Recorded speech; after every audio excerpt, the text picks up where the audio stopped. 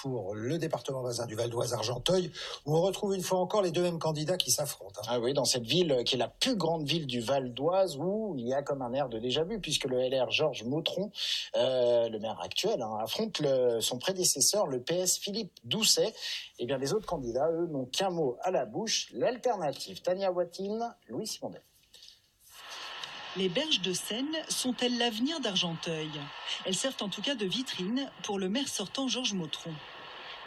Depuis qu'il a fait entrer sa ville de 112 000 habitants dans la métropole du Grand Paris, il voit arriver des investisseurs en centre-ville et sur d'anciennes friches industrielles. Pour briguer un troisième mandat, il mise donc sur l'économie afin de redorer le blason d'Argenteuil. Mes filles, par exemple, on leur disait déjà, Argenteuil, c'est la zone des gens qui n'avaient jamais connu Argenteuil. Donc il faut qu'on continue à lutter sur cette image inscrite dans l'esprit de gens qui n'ont jamais mis les pieds ici. Donc il faut vraiment qu'on fasse un contrepoids. Et pour moi, le contrepoids, il passe par le domaine économique. Argenteuil continue de tourner sa page industrielle. Dans 3-4 ans, Dassault Aviation et ses 800 salariés vont quitter la ville. Le prochain maire devra s'adapter à cette nouvelle donne. L'ex-socialiste Philippe Doucet, qui a dirigé la ville de 2008 à 2014, en est conscient. Mais d'après ses questionnaires adressés aux Argenteuillais, ce n'est pas leur seule priorité. Évidemment, d'avoir des activités économiques, c'est important, mais on a besoin d'abord de bien vivre. On a des fondamentaux qui ne fonctionnent plus à Argenteuil aujourd'hui. Sur les questions de propreté, sur les questions de sécurité, sur la question des écoles, la rénovation des écoles, la taille des écoles. C'est ça, on est sur des besoins basiques aujourd'hui. Mis en examen pour détournement de fonds, favoritisme et prise illégale d'intérêt, Philippe Doucet balaye ses accusations. Il y voit l'attaque de son adversaire historique Georges Mautron. Depuis 11 ans, les deux hommes s'affrontent à chaque élection, municipale ou législative, ce qui lasse de nombreux habitants.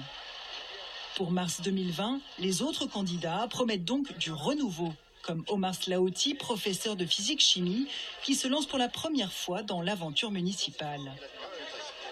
On est des syndicalistes, des syndiqués, on travaille dans beaucoup d'associations et on est soutenu par une vraie gauche. Parce que l'idée, c'est de passer à autre chose qu'à cette alternance Doucet-Mautron régulièrement. Même volonté d'en finir avec ce duel entre deux hommes pour Halima Boumedienne Thierry. L'ancienne sénatrice et députée européenne des Verts veut donner plus de pouvoir aux citoyens.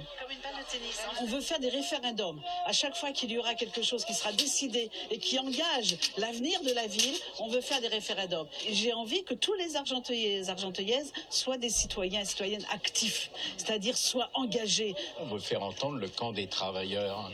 Voyez. Parmi les autres candidats, Dominique Mariette de Lutte ouvrière en est à sa 7e campagne pour les municipales.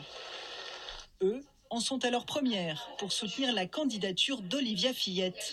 Entrée à La République En Marche en juillet, cette agent territoriale encore inconnue localement est très confiante grâce à l'appui de son équipe.